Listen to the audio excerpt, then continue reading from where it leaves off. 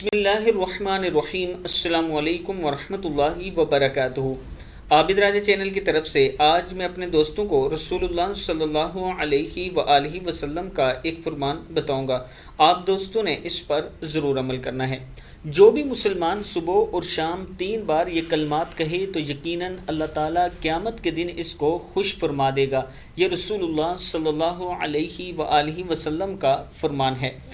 تو پڑھنا کیا ہے آپ دوستوں نے؟ دعا یہ ہے جو صبح شام آپ پڑھا کریں۔ رضیت باللہ ربا وبالاسلام دینا وبمحمد نبیّا۔ میں اللہ تعالیٰ کے رب، اسلام کے دین اور محمد صلی اللہ علیہ وآلہ وسلم کے پیغمبر ہونے پر راضی ہو گیا۔ ترمذی کی حدیث ہے۔